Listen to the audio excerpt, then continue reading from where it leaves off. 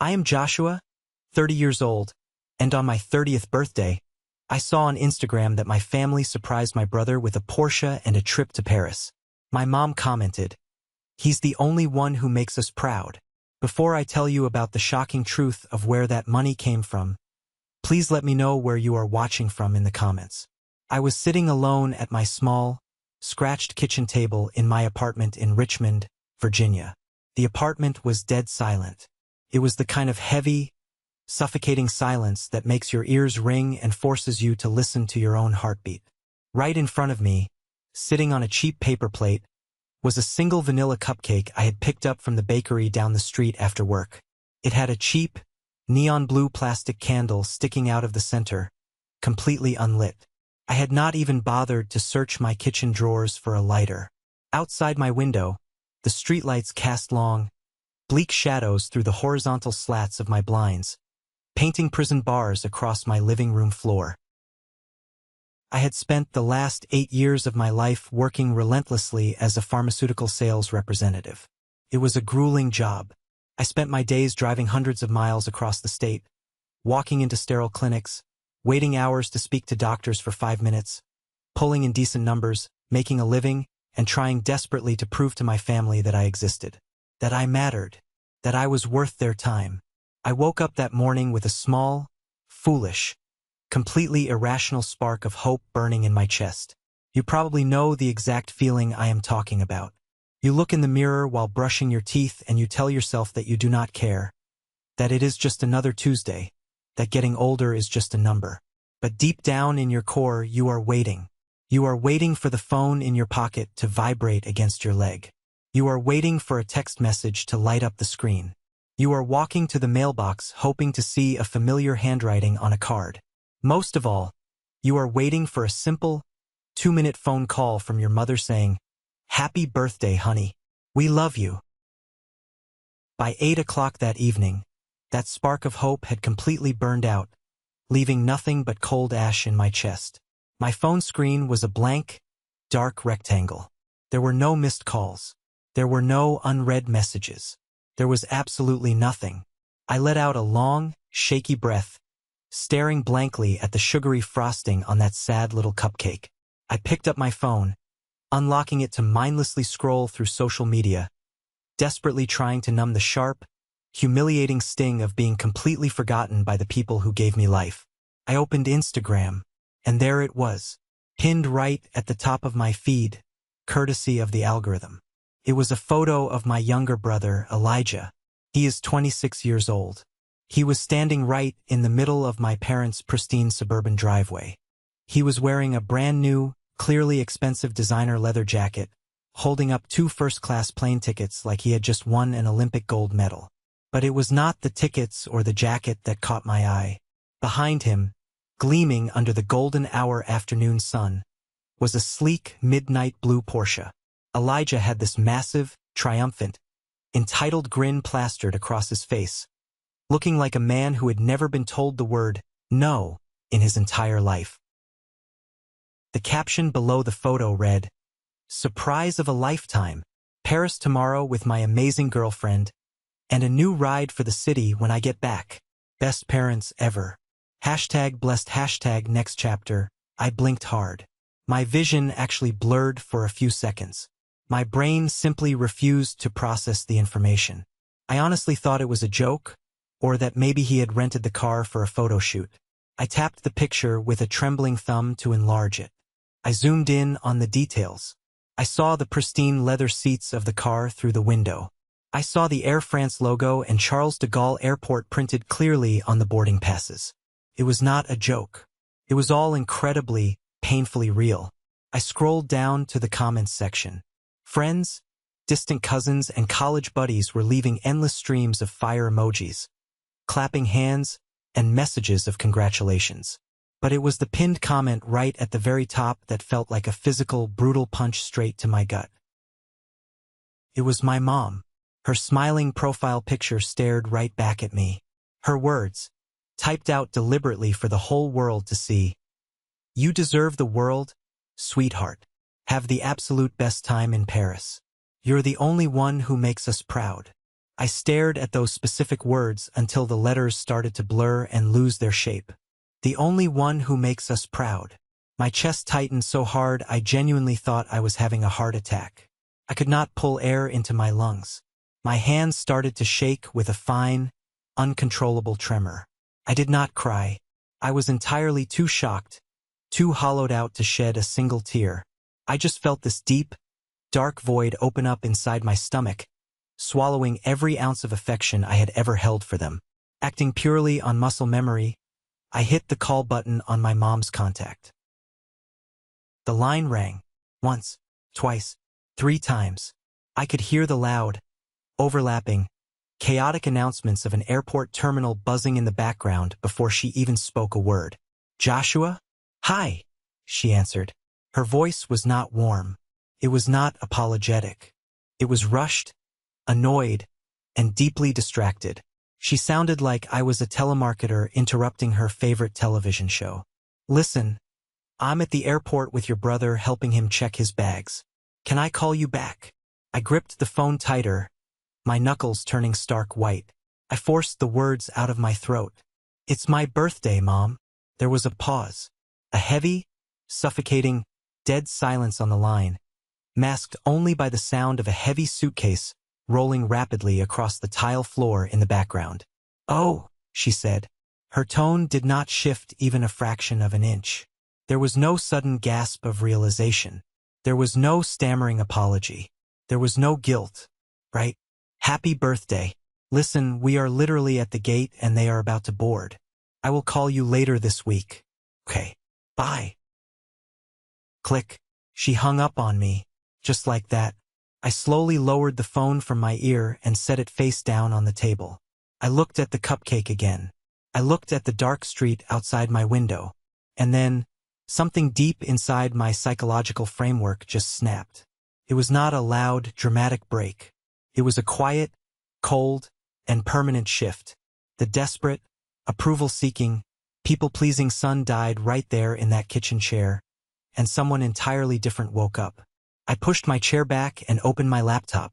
The bright blue light of the screen illuminated the dark kitchen, casting harsh shadows on the walls. I bypassed my personal banking app and went straight to the web portal for the joint account.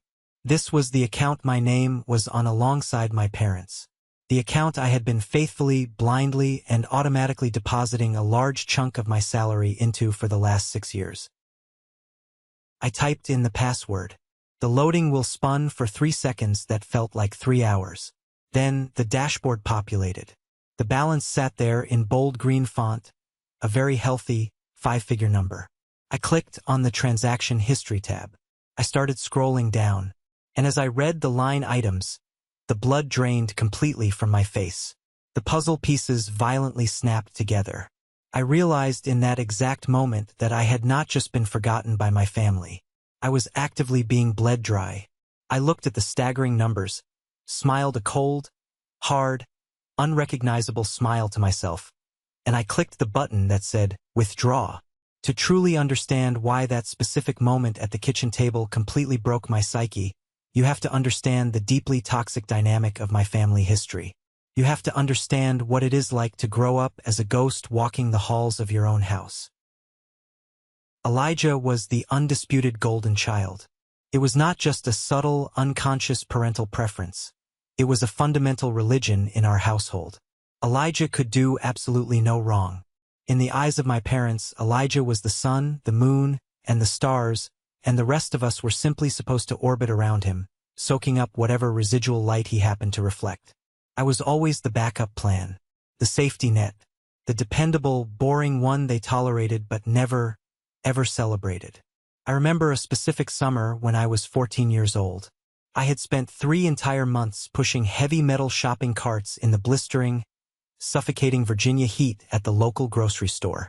I worked for absolute minimum wage, coming home every night with blisters on my heels and an aching back. I saved every single dollar, every quarter, every dime, stuffing it meticulously into a battered Nike shoebox hidden under my bed. I wanted to buy a used, manual focus vintage camera I had seen sitting in the window of a pawn shop downtown. I loved photography. To a lonely kid, Looking through a lens was the only way I knew how to capture the chaotic world and make it hold still long enough to make sense of it. The day I finally counted the cash and realized I had enough, I ran all the way to the shop and bought it. I sprinted the 2 miles back to my house, my lungs burning, clutching that heavy metal camera to my chest like it was a solid gold trophy. I burst through the front door, practically vibrating with a level of excitement I had never felt before. I ran to the kitchen to show my parents what my hard work had achieved. But the timing was catastrophically wrong. Elijah, who was 10 years old at the time, was sitting at the kitchen table, sobbing uncontrollably over a middle school math test. He had failed it, not because the material was too difficult for him, but because he had spent the entire weekend playing video games instead of opening his textbook. My parents were hovering over him like he had just suffered a devastating physical injury. My dad had his arm wrapped tightly around Elijah's shoulders. "Look," I said, holding up the camera, unable to read the room. "I finally got it. I saved enough from the grocery store." My mom barely turned her head. She glanced at the camera for a fraction of a second, her eyes narrowing into a harsh glare. "Joshua, not now. Can't you see your brother is incredibly upset? Put that stupid thing away and go up to your room." "But I worked for 3 whole months." "I said go to your room," my dad barked, his voice echoing off the kitchen tiles. He immediately turned his attention back to Elijah, his voice dropping to a gentle coo. "It's okay, buddy. We'll hire you a private tutor this week. And if you bring that math grade up to a B by the end of the month, we'll buy you that new gaming tablet you wanted." I stood there frozen for a second. The heavy camera in my hands suddenly felt like a useless brick. I turned around, walked slowly up the stairs to my bedroom, shut the door, and sat on the edge of my bed in the dark. I did not take a single picture that day, or the next.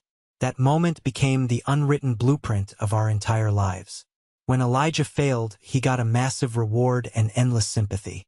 When I succeeded, I got told to be quiet and disappear. I learned to be invisible. I learned to ask for absolutely nothing. But 6 years ago, that dynamic shifted in a way that financially and emotionally trapped me completely. I was 24 years old. I had just landed my first real corporate job in pharmaceutical sales.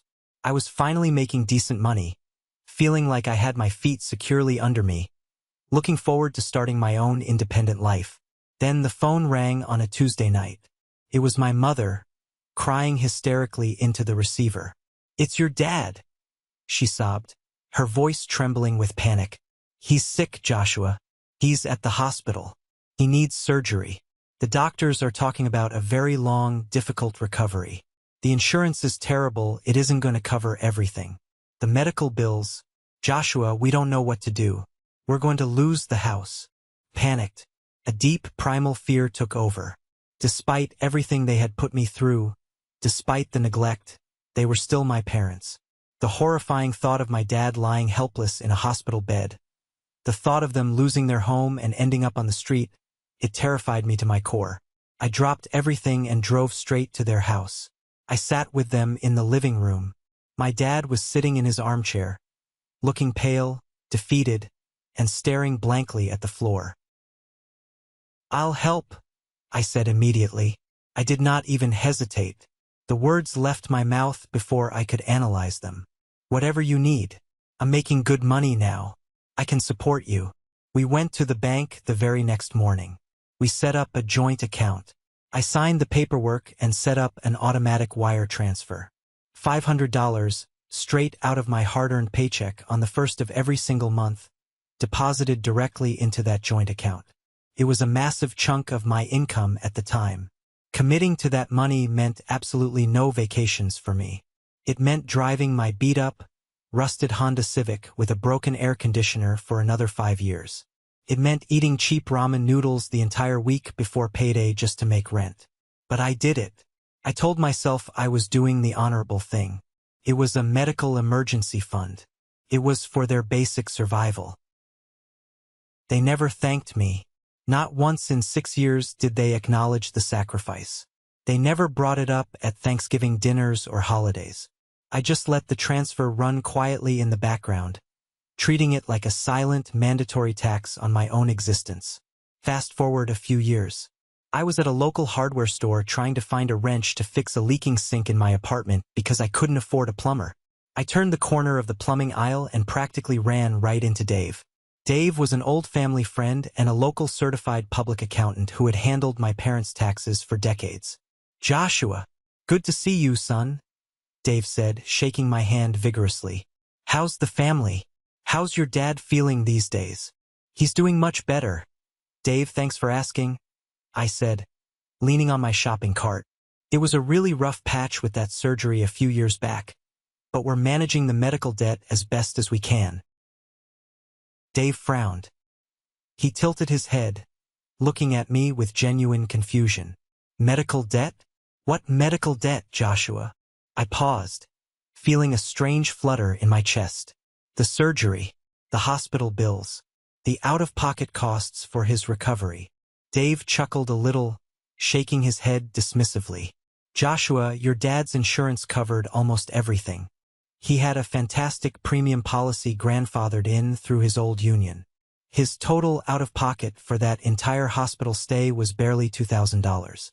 I did the tax write-offs for them myself that year. They didn't have any crippling debt." I felt the concrete floor drop completely out from under my feet. The fluorescent lights of the hardware store suddenly seemed to buzz 10 times louder. The wrench in my hand felt heavy.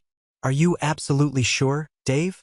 "Positive," he said, completely oblivious to the massive bomb he had just casually dropped on my life. "Anyway, good to see you. Tell your folks I said hi." I had pushed that conversation deep into the back of my mind. I did not want to believe it. The human brain does incredible things to protect itself from trauma. I made endless excuses for them. I told myself Dave was mistaken, or that he was just a bad accountant, or that there were other hidden bills he simply didn't know about. I lived in deliberate denial until the night of my 30th birthday. After my mom hung up on me at the airport, I downloaded the PDF statements from that joint account. I sat at my kitchen table, the blue glow of the screen reflecting in my eyes, and I went line by agonizing line, month by month, year by year, 6 years, $500 a month, $36,000 of my money. I looked closely at where the money actually went. There were no hospital payments to be found. There were no pharmacy charges. There were no physical therapy bills. Instead, I saw a charge for $4,000 to a luxury travel agency in Miami. I saw $1,500 spent at high-end designer boutiques. I saw massive, multi-thousand-dollar withdrawals at the exact start of every single college semester, perfectly matching Elijah's tuition and housing gaps. It was like they were tapping into a massive, secret college fund that I was being forced to supply with my own blood and sweat. And then, I saw the most recent transactions. 3 weeks ago, a massive $10,000 wire transfer straight out of the account. The memo line on the bank statement read clearly, "Porsche down payment," followed closely by another massive charge for Air France. I felt physically sick. My stomach violently churned. I pushed my chair away from the table and paced the small kitchen, my breathing shallow and fast. I grabbed the edge of the granite counter, my knuckles turning stark white. They had not just lied to me, they had maliciously manipulated my empathy. They used my deep-seated fear of losing my father to bankroll my golden child brother's lavish lifestyle. All those Friday nights I stayed in my apartment staring at the wall because I couldn't afford a $10 beer with my coworkers. All the times I panicked and lost sleep over a flat tire. All while my parents were treating Elijah like absolute royalty, using my money to fund the illusion of their wealth. I walked back to the laptop. I did not hesitate this time. My hands were perfectly steady. I initiated a transfer. I moved the entire remaining balance of $36,000 back into my personal, strictly private checking account. Took exactly 4 clicks of the mouse. The balance on the joint account refreshed and went down to 0. I closed the laptop with a satisfying snap. The silence in the apartment felt completely different now. It didn't feel lonely or oppressive anymore. It felt like the crisp, clean air of freedom. The next morning, I woke up with a strange, hard, unshakable resolve in my chest. I didn't just want my money back. I wanted to fundamentally change the trajectory of my life. I went to work at the pharmaceutical company. During my lunch break, I stood by the coffee machine in the break room with my coworker, Sarah. Sarah had been my closest sounding board for years. She knew the entire dark history of my family dynamic.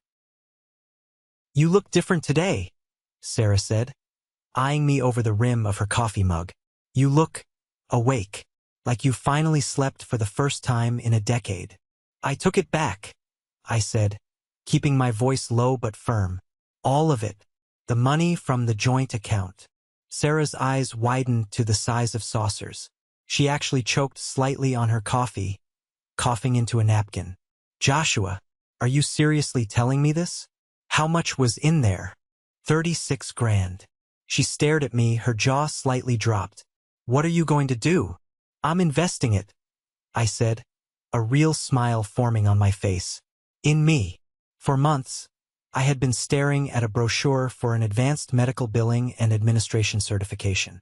It was an intensive, highly respected, elite program that cost $8,000 up front.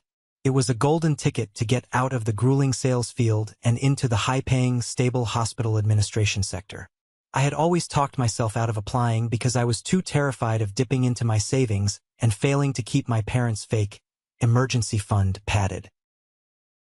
That exact afternoon, sitting in my car during my lunch break, I logged onto the program's website and paid the $8,000 tuition in full. I drove to a department store and bought myself a sharp, tailored navy suit for future executive interviews. I took the first real, tangible steps toward building a massive, impenetrable wall between myself and the toxic people who raised me. I knew a massive storm was coming. I knew my parents would not just let this go quietly. But for the very first time in my entire life, I was not afraid of the rain. I was ready to stand in it. The storm hit exactly 3 days later, just as I predicted. I was sitting on my living room sofa, a highlighter in hand, intensely reviewing the thick syllabus for my new medical billing course. The apartment was quiet, save for the hum of the refrigerator. Suddenly, my phone violently vibrated across the glass coffee table, shattering the peace. The caller ID flashed brightly, "Dad." I stared at the screen for a long moment. I let it ring once, twice, 3 times. I took a deep, steadying breath, bracing my core like I was preparing for a physical blow, and I picked up the phone. "Hello," I said, my voice completely flat. "Joshua, what the hell is going on?" My dad's voice exploded through the speaker. It was frantic, loud, and pitched higher than I had ever heard it. He sounded like a man who had just realized his parachute had a massive hole in it while falling from an airplane. "I just logged in to pay the quarterly property taxes, and the joint account is completely empty. The bank representative said the entire balance was transferred to your personal account. Was there a hack? Did you accidentally freeze the funds?" I leaned back heavily into the cushions of my sofa. I deliberately kept my voice perfectly level. The absolute calmness in my tone was the ultimate weapon against his chaos. "There was no hack, Dad. I withdrew the funds. All of it. It's my money." Dead silence fell on the other end of the line. It was so quiet I could almost hear the rusted gears grinding in his head as he processed what I just said. You took it?" he stammered, the initial panic rapidly and predictably turning into a boiling rage. "Joshua, you log into your portal and put that money back this exact second. That is our family emergency fund. We were counting on that money to survive." "Emergency," I repeated, letting out a sharp, bitter, humorless laugh that echoed in the quiet room. "Is a first-class luxury trip to Paris considered an emergency now, Dad? Is a $10,000 down payment on a midnight blue Porsche an emergency?" He froze. His breathing became heavy and ragged into the receiver. He knew he was caught. You don't understand the full picture. Elijah has been working so incredibly hard at his college courses. He has been under a lot of stress. He needed a break. Your mother and I just wanted to do something special for him to celebrate him landing his new unpaid internship. My jaw clenched so hard I thought my teeth might actually crack. The sheer, unadulterated audacity of his words was staggering. To celebrate his internship? With my money? You looked me in the eye 6 years ago and lied to me about crippling medical bills. You actively manipulated my fear of you dying to fund his lavish lifestyle, while I scraped by eating garbage and driving a dangerous car. That is family money, he yelled, his voice cracking with desperation. You are being incredibly selfish and vindictive. We are your parents. We raised you. You owe us respect and you owe us that financial safety net. I owe you absolutely nothing, I said. My voice dropped an octave, turning into pure ice. I spent 6 years paying a monthly ransom to a family that doesn't even have the decency to remember my 30th birthday. Do not ever call me to ask for another dime. I pulled the phone away from my ear and hit the red end button. I went into the settings and blocked his number immediately. My heart was pounding against my ribs like a sledgehammer trying to break out. My hands were shaking uncontrollably, but not from fear or intimidation. It was pure, unadulterated, electrifying adrenaline. I had finally, after 30 years of submission, stood up for myself. But I knew my mother was not going to let it end with a hung-up phone call. She was a different kind of adversary. The very next morning, an email landed in my inbox. The subject line was typed in aggressive all caps. Urgent, disgusting family behavior. I opened it, reading her words out loud to the empty room to strip them of their power.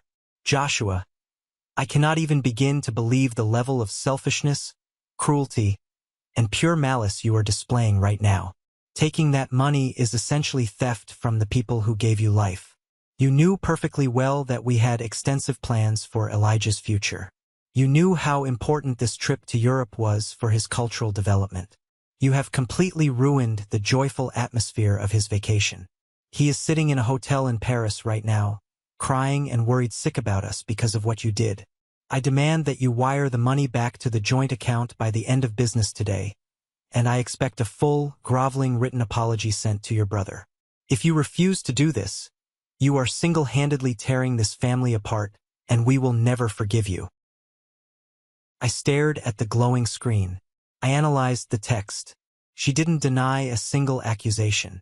She didn't offer a shred of an apology for lying about the medical bills. She simply doubled down on her delusion. She played the ultimate victim card. It was an absolute masterclass in narcissistic gaslighting. I hovered my fingers over the keyboard. A younger version of me would have written a 10-page essay trying to explain my feelings, begging for her to understand my pain. But I knew she wouldn't care. I typed exactly 2 sentences. The ATM is permanently closed. Tell Elijah I hope he enjoys the Porsche. I hit send. I immediately felt a massive, suffocating weight lift completely off my shoulders. I was officially done negotiating with emotional terrorists. I channeled all of my anger and energy entirely into the medical billing course. The classes were incredibly intense, held twice a week in the late evenings at a local community college campus. The fluorescent-lit room was filled with exhausted people trying desperately to pivot their careers, people hungry for a second chance at life. That is where I met Patricia. Patricia was a tough, resilient, no-nonsense woman in her late 40s. She had rough, calloused hands from spending 20 years working the line in a packaging factory that had recently shut down and outsourced its labor. She was raising 2 teenage boys entirely by herself, fighting tooth and nail to master this complex billing software so she could secure a stable desk job with actual health benefits. Because we were both older than the standard students, we naturally gravitated toward each other and ended up as study partners. One rainy evening, we were sitting in a brightly lit diner across from the college after a brutal 3-hour lecture on insurance coding. I was highly distracted, stirring my black coffee aimlessly, staring blankly at the tabletop. The relentless emotional fallout with my parents was weighing heavily on my mind. Patricia noticed immediately. She closed her heavy textbook with a loud thud. "All right, spit it out," she said, looking right through me with her sharp brown eyes. "You've been carrying a massive storm cloud over your head all week. You missed 3 questions on the practice quiz. What's eating you alive?" I hesitated for a moment, not used to sharing my burdens. But then, the dam broke, and it all came pouring out. I told her everything. I told her about the joint account, the fake medical bills, the Porsche, the Paris trip, and the completely unhinged email from my mother. I told her how deeply guilty I felt, explaining the residual, deeply ingrained conditioning of a lifetime of being told I was a selfish, bad son. Patricia did not sugarcoat her response.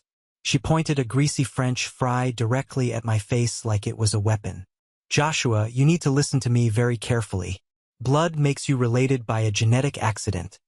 Loyalty and respect are what make you family. They treated you like a walking, talking bank vault. You feel guilty right now because you actually have a good, functioning heart. But you cannot continually set yourself on fire just to keep toxic people warm. She took a bite of her food, chewing thoughtfully before continuing. Listen, my ex-husband tried to absolutely clean me out during our divorce. He tried to take my meager life savings. He tried to leverage the custody of my own kids just to get me to pay off his massive gambling debts. I had to hire a vicious shark of a lawyer to stop him from destroying my life. You have to treat this situation exactly the same way. You have to draw a hard, impenetrable line in the sand. Protect your future, because they sure as hell won't. Her words hit me like a splash of freezing cold water to the face. She was absolutely right. What I was going through felt exactly like a bitter divorce. A necessary, messy divorce from my own toxic parents. Walking out of that diner, I felt stronger. I felt invincible, almost. But that false sense of security led me to make a critical, almost devastating error in judgment a few days later. I received a casual text message from my cousin, Jake. Jake was my dad's nephew.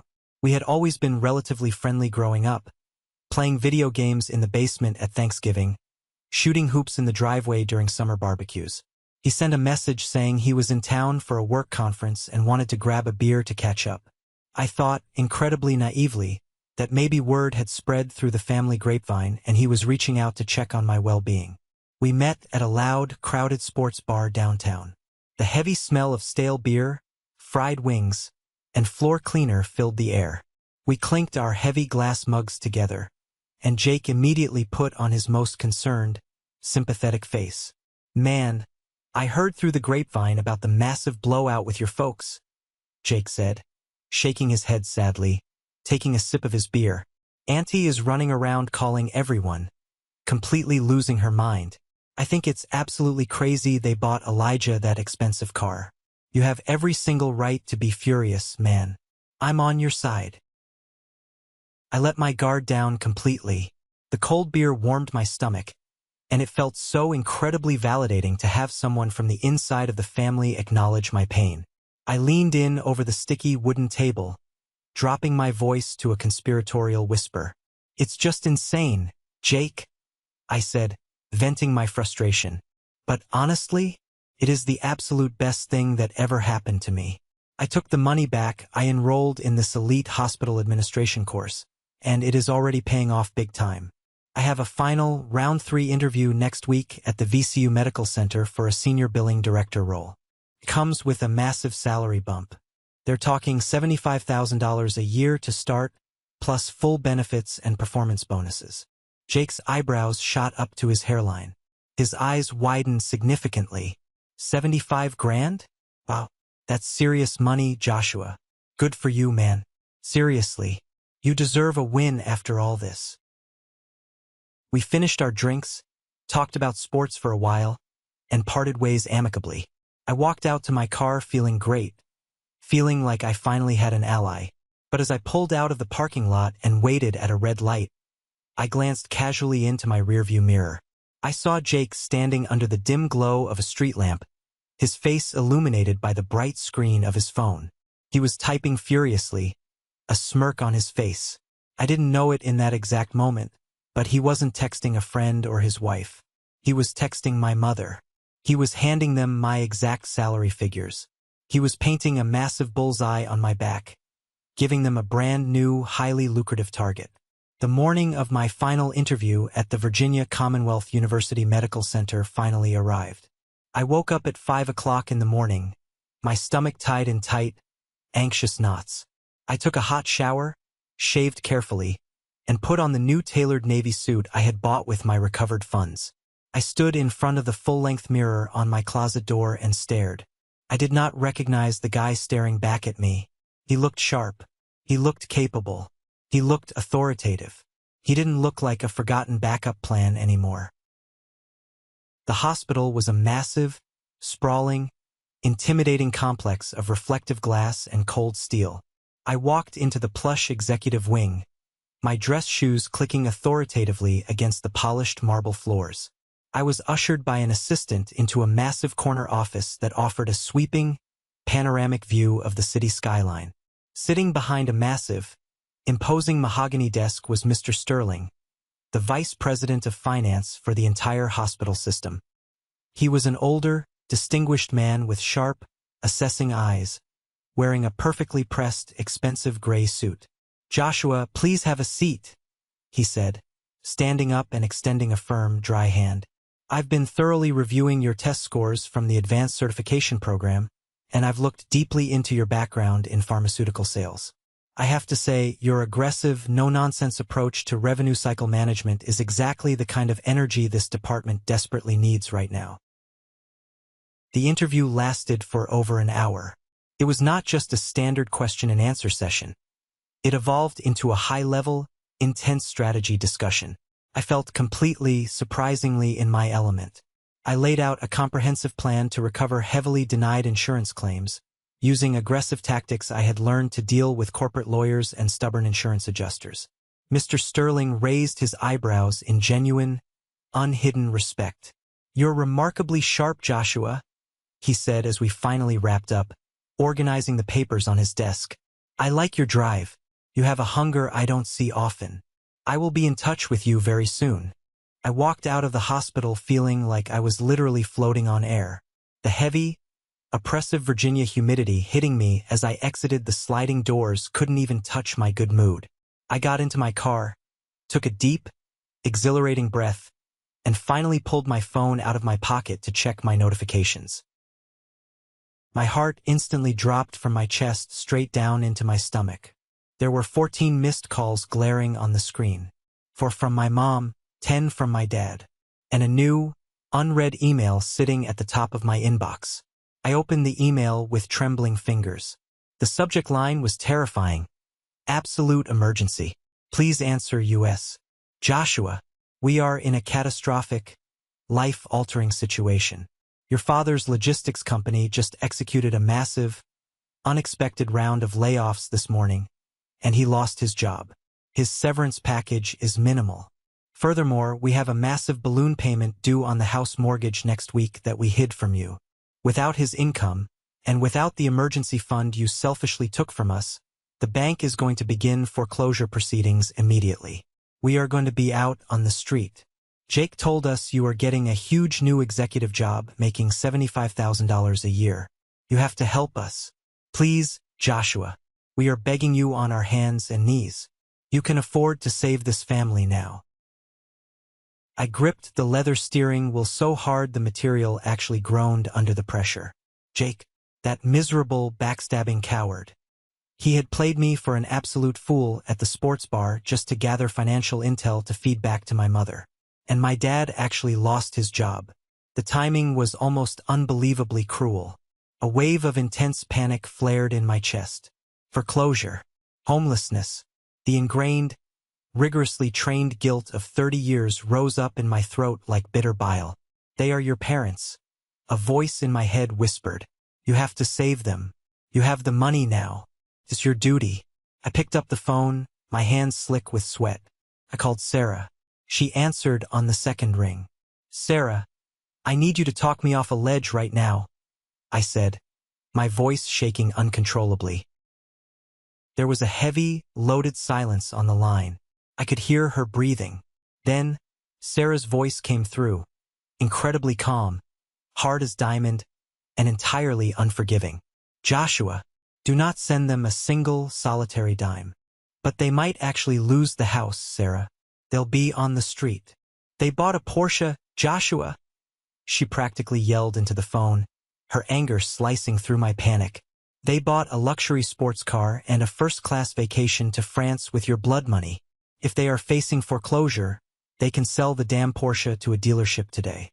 They can sell the big house, downsize to an apartment, and get retail jobs.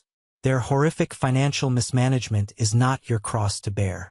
They are grown adults. Let them fall and hit the ground. I closed my eyes. I pressed my hot forehead against the cool steering wheel. She was right. Every single word she said was objectively, undeniably right. If I bailed them out of this disaster now, I would be their financial prisoner for the rest of my natural life. You're right, I whispered into the phone. I'm not doing it. I'm done. I hung up. I did not reply to the email.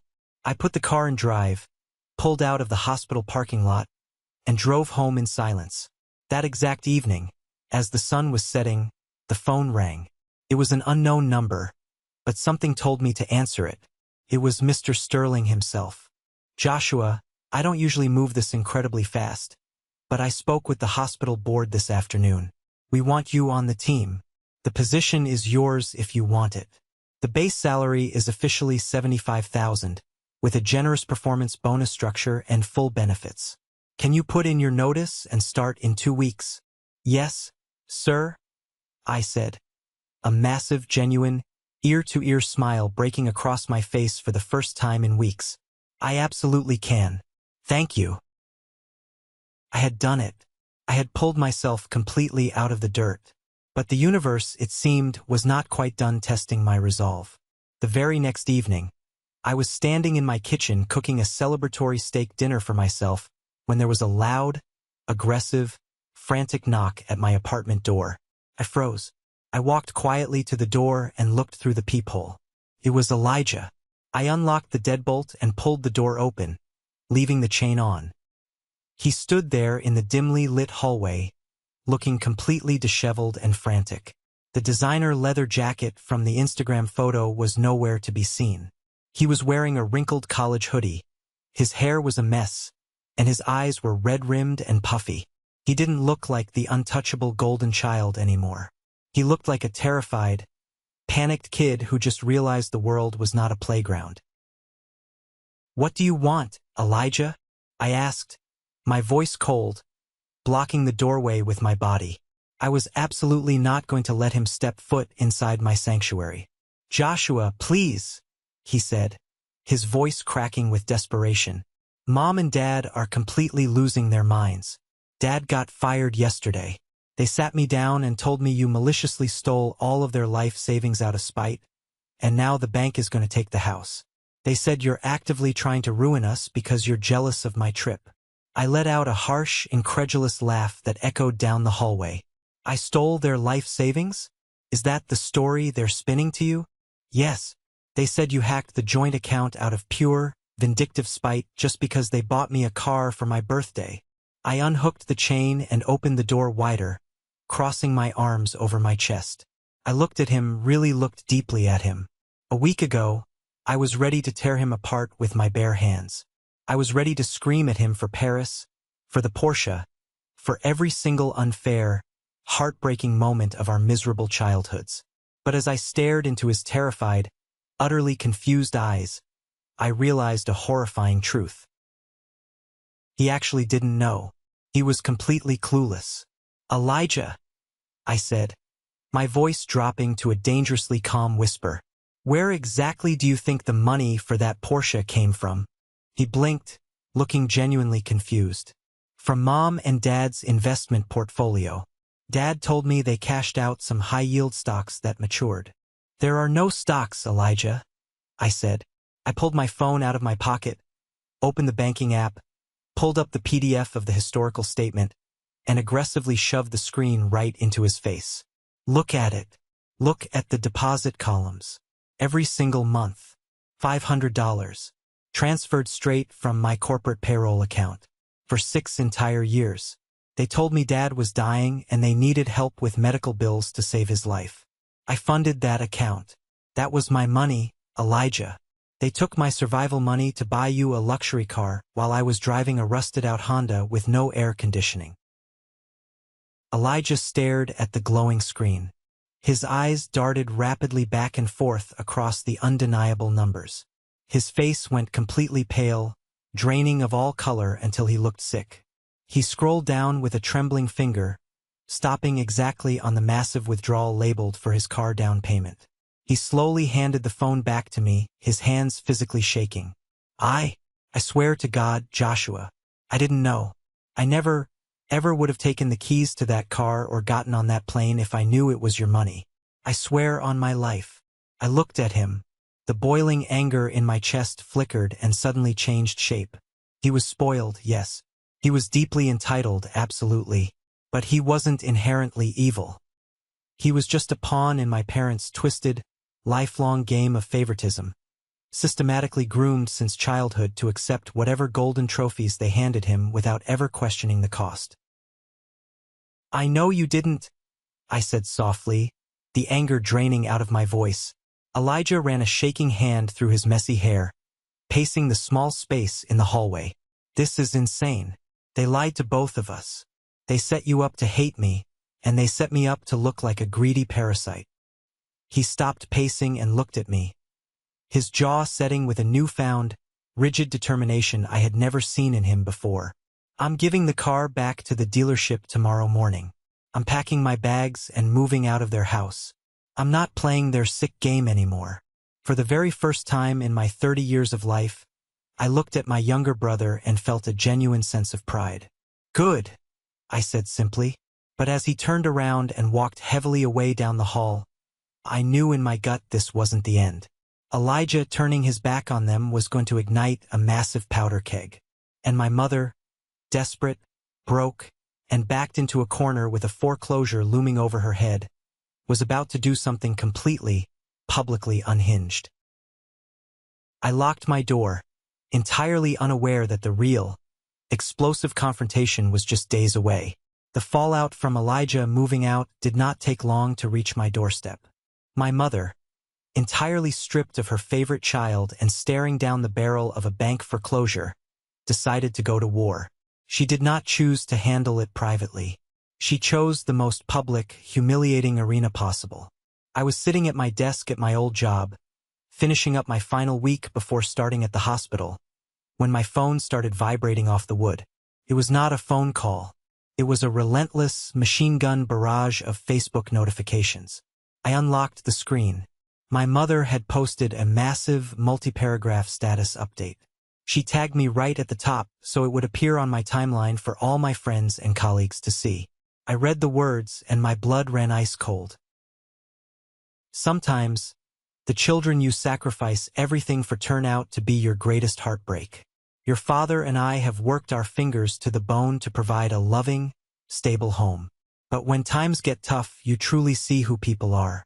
We are facing a severe financial crisis due to an unexpected job loss. Instead of helping his family, Joshua has chosen pure greed. He maliciously drained our family emergency account out of petty jealousy over a gift we gave his younger brother. He is leaving his parents to face foreclosure and homelessness while he brags about a massive new salary. We raised him better than this, praying he finds his conscience before he destroys this family forever. I sat in my office chair, staring at the screen. Below her post, the comments were already pouring in. Distant relatives, women from her church group, and neighbors were validating her delusion. They were calling me a disgrace. They were telling her to stay strong. A year ago, I would have panicked. I would have deleted my account, hid in my apartment, and let her control the narrative. I would have felt the crushing weight of public shame and probably written her a check just to make it stop. But I was not that guy anymore. I was done being the family punching bag. I cracked my knuckles, placed my fingers on the keyboard, and hit reply. I didn't write an emotional plea. I wrote a surgical strike. Mom, you and Dad sat me down 6 years ago and told me Dad was dying. You said you were drowning in medical debt and needed my help to survive. I set up an automatic wire transfer and deposited $500 of my own paycheck into your account every single month for 6 years. $36,000. I ate cheap noodles and drove a broken car to keep you afloat. Last week, I checked the bank statements. There was no medical debt. Dave the accountant confirmed it. Instead, you used my $36,000 to pay for luxury vacations, designer clothes, a massive secret college fund for Elijah, and last month, a $10,000 down payment on a Porsche for his birthday. I didn't drain your account. I took my stolen money back. If you are facing foreclosure, sell the Porsche. Do not ever publicly tag me in your lies again. I hit enter. I pinned my own comment to the top of the thread. Then I closed the app and went back to work. The explosion was instantaneous. Within 20 minutes, my phone was ringing so much the battery started draining. The comments section turned into an absolute war zone. My Aunt Linda, my dad's sister who had always been quiet but observant, replied directly to my mother, "Is this true? Did you really take his money for a car?" My mother deleted the entire post 10 minutes later. But the damage was done. The truth was out there. The pristine image she had carefully curated for decades was completely shattered. That evening, I got a text from my dad. It was completely different from his usual aggressive tone. It was submissive, pleading. "Joshua, please. The Facebook post was a mistake. Your mother is acting out of pure panic. We need to sit down like adults and figure this out. Uncle Robert is in town. He wants to mediate a dinner between us. Friday night, Capitol Steakhouse. Please be there. We want to make this right." Uncle Robert, my dad's older brother. He was a wealthy real estate developer, the patriarch of the extended family, and a man who prided himself on solving family disputes. If Robert was involved, it meant my parents were truly desperate. They were bringing in the big guns to pressure me. I texted back one word, "Fine." Then I called Elijah. He had been crashing on a friend's couch since he left the house. "They want to sit down on Friday," I told him. "Uncle Robert is mediating. I want you there." "I'll be there," Elijah said without missing a beat. "I have your back." Friday night arrived. I walked into the dimly lit, expensive steakhouse wearing my new navy suit. I spotted them at a large, round booth in the back. My mother looked awful. Her makeup was thick, but it couldn't hide the dark circles under her eyes. My dad looked deflated, staring into a glass of bourbon. Uncle Robert sat at the head of the table, wearing a sharp blazer, looking like a judge ready to hand down a sentence. I slid into the booth next to Elijah. My mother refused to make eye contact with me. "Joshua," Uncle Robert said, extending a hand. I shook it.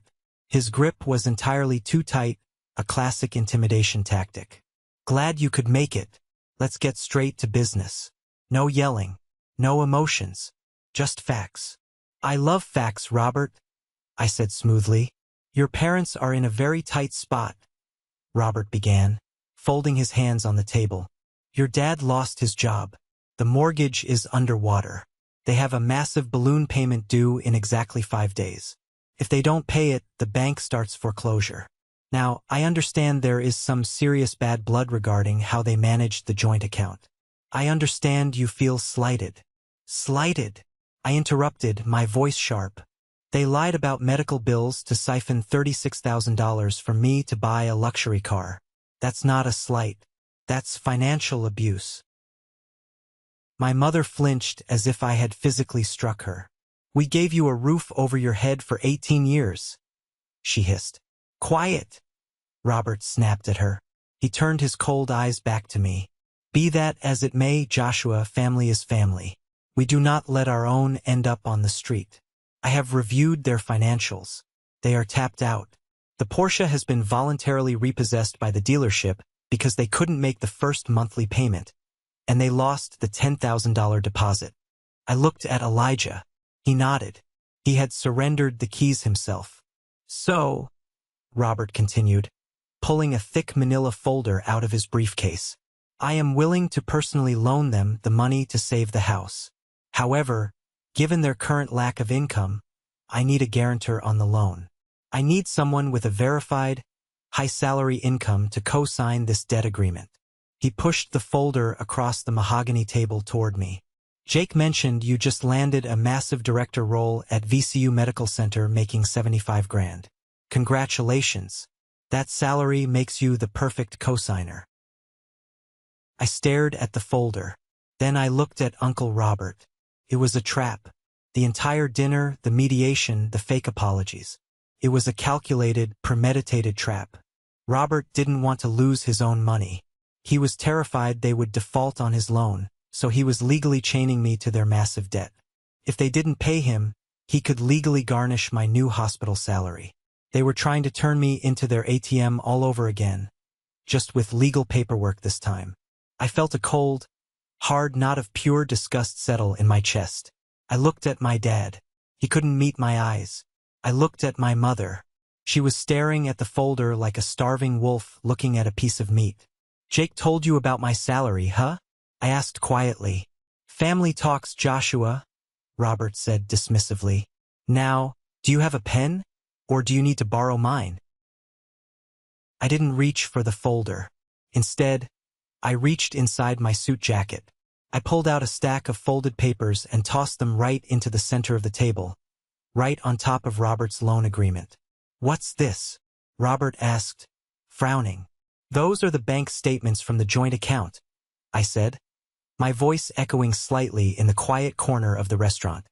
"Highlighted in yellow are the thousands of dollars spent on luxury vacations. Highlighted in green is the tuition for Elijah. Highlighted in pink is the $10,000 down payment for the Porsche. I brought copies for everyone." My mother's face went completely pale. "Put those away. This is a public place. You made it public when you tried to destroy my reputation on Facebook," I said, my voice rising just enough to cut through the ambient noise of the restaurant. "You want to talk about facts, Robert? Here is a fact. They didn't just lose the house because Dad lost his job. They lost the house because they have been living a fake, wealthy lifestyle funded entirely by my panic and my paycheck. And Jake didn't just casually mention my salary. He acted like a spy, pumped me for information at a bar, and sold me out so his aunt wouldn't come begging him for money." Robert shifted uncomfortably in his seat. He looked at the bank statements. The undeniable proof of their grotesque spending habits was right in front of his face. "Joshua, the past is the past," my dad pleaded weakly. "We are talking about our home, your childhood home." "It was never a home to me," I said, looking him dead in the eye. "It was a place where I was tolerated. Elijah was the only one who got a home. I don't want any part of this." Elijah suddenly spoke up. His voice was shaking, but he stood his ground. He looked directly at my mother. "I gave the car back. I dropped out of the expensive private college courses you forced me into. I'm going to community college and paying for it myself. You used my brother to buy my love, and it makes me sick." My mother gasped, clutching her chest. "Elijah, how can you say that to us? After everything we did for you." "You didn't do it for me," Elijah fired back. "You did it for your own ego. You wanted a trophy child to show off to the neighbors, and you made Joshua foot the bill." The table fell completely silent. The waiter who had been approaching our table with water glasses immediately turned around and walked the other way. I looked at Uncle Robert. I pushed his manila folder back across the table. It slid and hit his water glass. "I am not signing your loan, Robert," I said, my voice carrying the absolute weight of a judge rendering a final verdict. "I am not taking on their debt. I am not bailing them out. They made their bed with lies, and now they get to sleep in it. If you want to loan them money, that is your massive risk. Leave me out of it." I stood up from the booth. I buttoned my suit jacket. I looked down at the two people who brought me into this world. I didn't feel anger anymore. I didn't feel sadness. I just felt a profound, liberating emptiness. "Do not call me again," I said to my parents. "Do not email me. Do not ambush me at my apartment. If you try to contact my new employer to cause trouble, I will immediately hire a lawyer and file a harassment and extortion lawsuit against you. This is the end of the line. We are done." I turned around and walked out of the restaurant. Elijah followed right behind me. We walked out into the cool night air of the parking lot. I took a massive, deep breath, filling my lungs completely. The heavy, suffocating chain that had been wrapped around my neck for 30 years was finally, permanently broken. This is the moment that changes everything, the moment I finally took back control of my life. Thank you so much for your patience and for staying with me until now. You've been amazing. Please give this video a like and comment one below to let me know you've made it this far. Not only does this help more people find this story, but it also lets me know that my experiences truly mean something to someone. Your support is my greatest motivation to keep sharing the rest of this journey. The drive home from the Capitol Steakhouse was the quietest drive of my entire life, but it was a good quiet. Elijah sat in the passenger seat, staring out the window at the passing streetlights. We didn't need to speak. The silence between us was no longer filled with resentment. It was filled with mutual understanding. We had both survived the same battlefield, just from different trenches. The immediate fallout over the next 2 weeks was exactly as chaotic as I expected. My mother, realizing she had completely lost control of both her sons and her narrative, spiraled into absolute desperation. She left 6 unhinged voicemails on my phone before I finally changed my number altogether. According to Aunt Linda, who called me a few days later to check in, the family had entirely fractured. "Your mother is running out of allies, Joshua," Aunt Linda told me over the phone. "She tried to hit up all the cousins for emergency loans, but after your Facebook comment, nobody wants anything to do with her finances. Uncle Robert refused to give them the personal loan without your signature. He told them they were a terrible investment." "What are they going to do?" I asked. I wasn't asking out of a desire to help, but out of pure logistical curiosity. "They have to sell," Linda said simply. "The bank gave them a grace period before the foreclosure hits the public record. They listed the house yesterday. They are going to have to sell it fast and cheap to cover the balloon payment and the negative equity on that stupid Porsche they lost the deposit on. They're looking at renting a 2-bedroom apartment out in the suburbs." I let the information wash over me. A 2-bedroom apartment, clipping coupons, living paycheck to paycheck. They were finally going to experience the exact same crushing financial anxiety they had forced me to live in for my entire 20s. It wasn't joyful revenge. It was just gravity. It was the undeniable law of cause and effect finally catching up to them. I started my new position as a director at the Virginia Commonwealth University Medical Center that Monday. Walking into my new office, seeing my name engraved on the heavy metal plaque on the door, was a surreal experience. I had a massive mahogany desk, a view of the city skyline, and a team of 12 billing specialists reporting directly to me. I threw myself into the work with a level of focus and energy I never knew I possessed. Without the constant, draining psychological warfare from my parents weighing me down, my mind was incredibly sharp. I restructured the denied claims department within my first 30 days. I used the aggressive negotiation tactics I learned in pharmaceutical sales to force massive insurance conglomerates to pay out claims they had been stalling on for months. Mr. Sterling noticed. He noticed everything. He would often pop his head into my office late on a Friday afternoon, holding a printed financial report. "You recovered $3 million in backlogged revenue this month, Joshua," he said one evening, looking highly impressed. "The hospital board is extremely pleased. You have a very bright future in this administration." At the end of my first month, my very first executive paycheck hit my private bank account. I sat at my kitchen table, opened my banking app, and stared at the number. It was more money in a single bi-weekly deposit than I used to make in 2 months at my old job. I didn't go out and buy a luxury car. I didn't book a trip to Paris. I logged into my student loan portal and made a massive lump sum payment. Then, I transferred a solid chunk of cash into a high-yield savings account. I was building my own fortress, brick by brick, and nobody was ever going to hold the keys but me. 6 months passed. Half a year of absolute, uninterrupted peace. It is amazing how quickly your body and mind heal when you remove the source of the poison. My chronic tension headaches completely disappeared. I started sleeping through the night without waking up in a cold sweat worrying about someone else's fake emergencies. My career at the hospital didn't just stabilize. It exploded. Because of the massive revenue I was recovering for the system, Mr. Sterling pulled me into a closed-door meeting right before the holidays. "Joshua, The deputy director of regional operations is retiring at the end of the year, Sterling told me, leaning back in his leather chair. It involves overseeing the billing departments for 3 of our satellite campuses. It comes with a significant salary bump and an executive bonus structure. The board wants you in that chair. Do you want it? I didn't hesitate. Absolutely. I'm ready. That weekend, I hosted a small celebration dinner at a fantastic Italian restaurant downtown. The guest list was very small and entirely by my own design. Sarah was there, raising her glass of wine and reminding me that she told me so.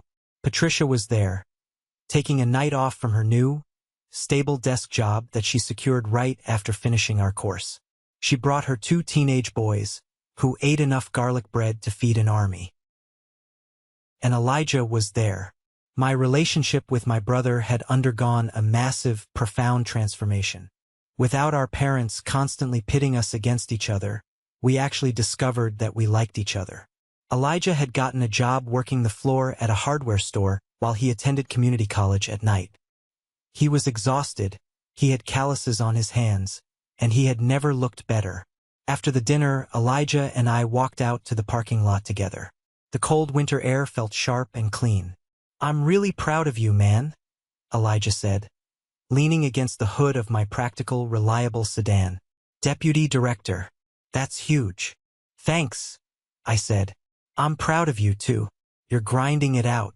It takes a lot of character to walk away from a free ride." Elijah looked down at his boots, kicking a piece of gravel. "I started going to therapy," he said quietly, "through the college campus clinic.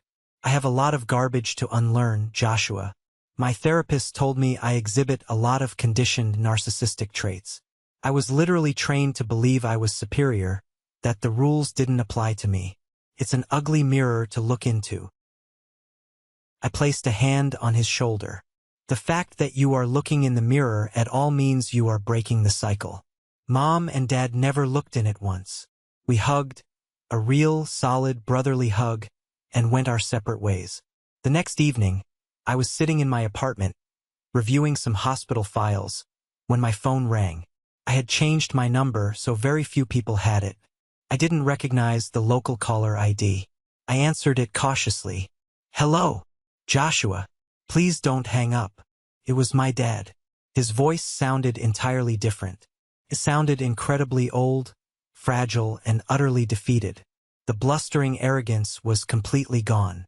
I gripped the phone, my defenses immediately raising. "How did you get this number?" "Elijah gave it to me," my dad said. "He told me not to ask you for anything, and I promise you I'm not." I stayed silent, letting him carry the weight of the conversation. "I'm working at a home improvement warehouse now," he continued, his voice wavering slightly. "Stocking shelves on the night shift. It's hard work. My knees are bad. Your mother is working the register at a grocery store. We live in a small apartment near the highway." He paused, taking a ragged breath. "I have a lot of time to think while I'm stocking those shelves at 3 in the morning, Joshua. I think about the camera you bought when you were 14. I think about the day you sat in my living room and offered to pay my medical bills without a second thought. I think about how a father is supposed to protect his son, and how I fed you to the wolves instead just to keep the peace with your mother." I closed my eyes. Hearing the admission out loud felt like a physical weight pressing on my chest. "We took you for granted," my dad choked out, clearly crying on the other end of the line. "We played favorites. We used you. We stole from you. And I am so profoundly, deeply sorry. You are a good man, Joshua. You always were. And I failed you." A single tear slipped down my cheek. It wasn't a tear of sadness. It was the final release of a 30-year emotional block. "Does Mom feel the same way?" I asked quietly. My dad let out a sad, pathetic sigh. "No. Your mother still blames everyone else. She blames you, she blames Elijah, she blames Jake, she blames the economy. She can't face what she did. It would break her." "I accept your apology, Dad," I said, "and I meant it.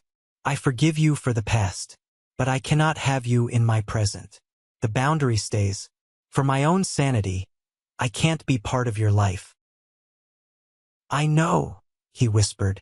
I understand. I just needed you to know I was wrong. Have a good life, son. You too, Dad. I hung up the phone. I didn't feel the need to call Sarah or Patricia to vent. I didn't feel angry.